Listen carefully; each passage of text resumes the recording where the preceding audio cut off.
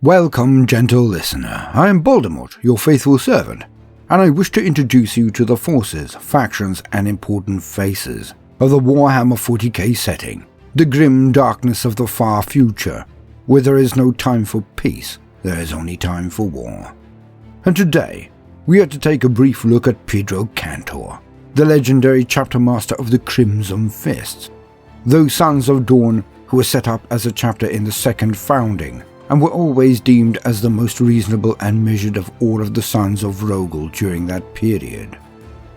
And it is utterly appropriate that we introduce PEDRO KANTOR during Orktober, as he is the very bane of the greenskin, which we shall discuss later, after the basics.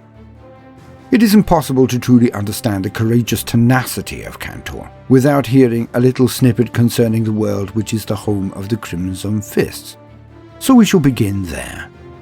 So, as usual, for the very basics, let us lean on existing wisdom. To quote, Rynn's World. Rynn's World is the chapter planet of the Crimson Fists, granted to them by the High Lords of Terror in recognition of their valiant efforts during the Voltigan Crusade. With this acquisition, the chapter's long tradition as a fleet-born crusade force came to an end, and a new era began. Rynn's World was a generous bequeathal to the Crimson Fists. The planet is located close to the chapter's primary source of recruitment, the feral world of Blackwater, and its populace proved loyal servants of the Imperium who could be safely left to their own governance. The Crimson Fists, therefore, established their fortress monastery high in the inhospitable Hellblade Mountains, building it around the remains of the battlecruiser Rutulus Tyrannus, and interfered little with the workings of the world over which they had been granted lordship.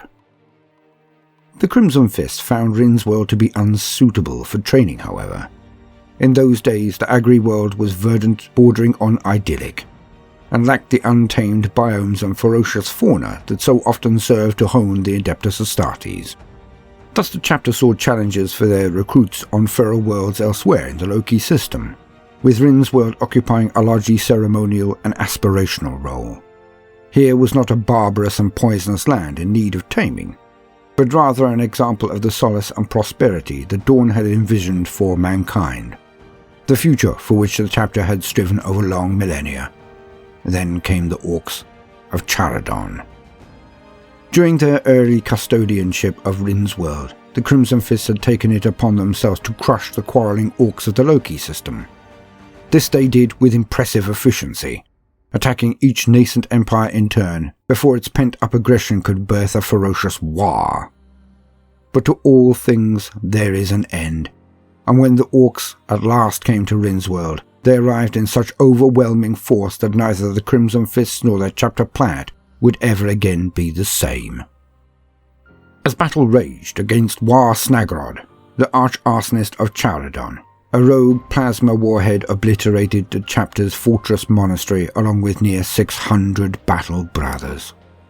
Only the leadership and determination of chapter master PEDRO KANTOR held the Crimson Fist together in the aftermath.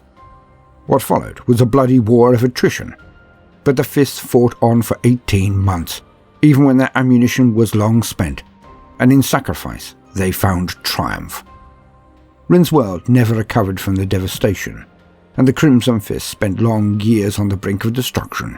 A bloody struggle to rebuild followed, with KANTOR ever careful not to waste the lives of his remaining battle brothers. Alas, all seemed for nothing with the coming of the demon prince Raxor.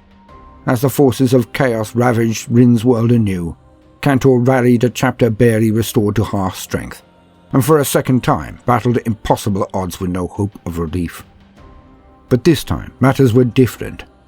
Even as the fate of the Crimson Fist hung in the balance, Reboot Gilliman himself brought salvation, not just in the scattering of Raxor's baleful host, but through precious reinforcements to the ranks of the Crimson Fists.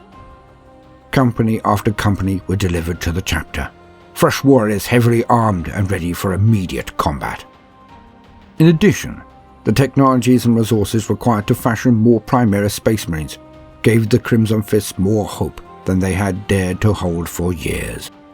Though it would take time to induct them into the chapter's traditions, none doubted these Space Marines would earn the colours they wore.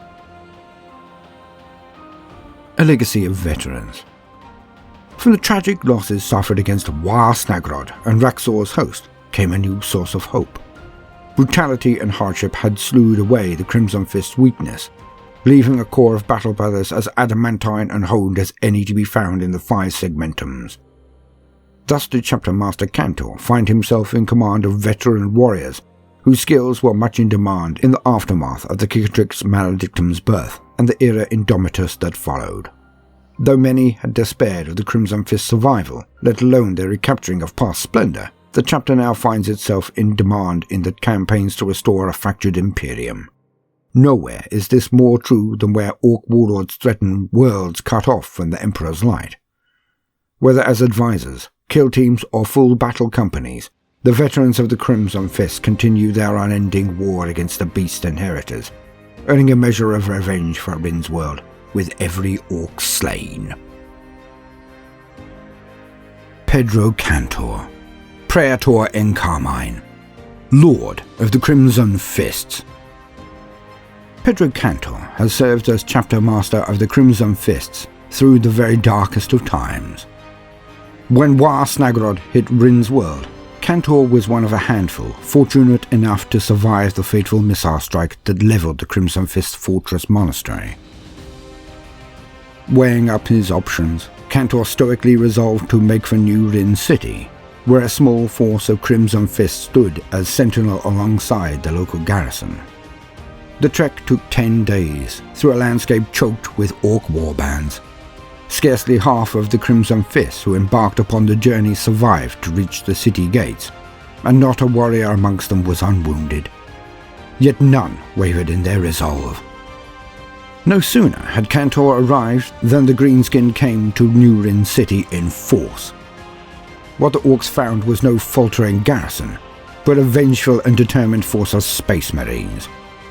Under Kantor's determined leadership, New Rynn City remained inviolate, and 18 months later it became the staging area for the offensive that drove the Orks from Rynn's world.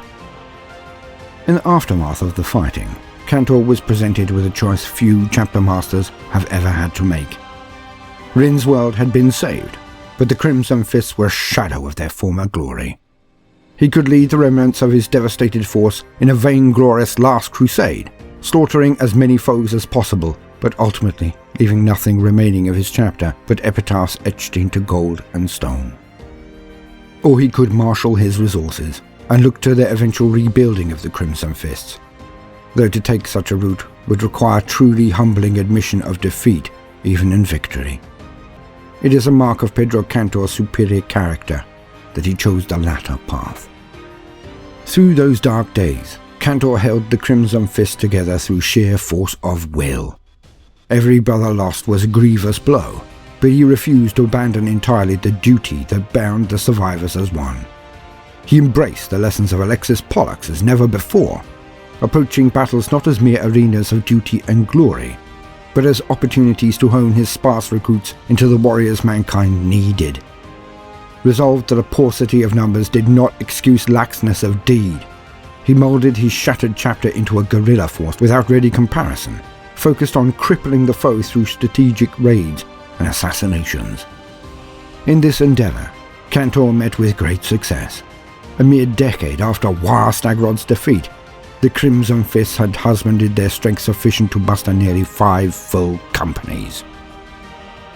Alas, history seemed doomed to repeat itself when Rynn's world was struck by demonic incursions during the warp storms that followed the Great Rift.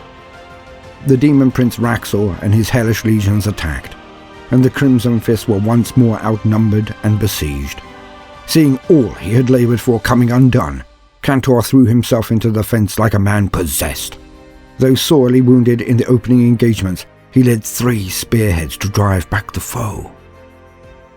When Guilliman's Indomitus crusade made first planetfall, there was not 1 inch of Kantor's armour not slicked in blood. Deeming himself to be in the presence of a true hero of the Imperium, the Primarch himself bestowed upon Kantor the title of Praetor in Carmine. and charged him ever after with the protection and fortification of not only Rynn's world, but the Loki sector entire. End quote.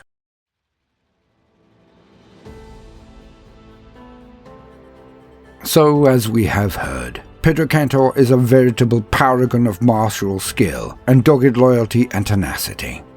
A true son of Rogul Dawn, and it is very few, even inside the kill teams of the Deathwatch, that are the match for his experience and zeal in hunting down and burning and blasting out the green-skin orcs wherever they may be. And the best may yet be to come for not only PEDRO KANTOR, but for the Crimson Fists entire. For with the new Primaris Marines, surely they will bring the light of the Emperor to every corner of the Loki system, and then beyond. I have been Baldermort, your faithful servant. I hope you've enjoyed this brief introduction to the chapter master PEDRO KANTOR of the Crimson Fists. If so, then please consider liking and subscribing. If you do, then also hit the notification button, as I would not want you to miss out. Please be aware that a quick share of the video goes a long way to the continuation of our little site and community as well, so to do so would be a boon. Now, no matter what you do today, do try to make some time for fun. Toodaloo.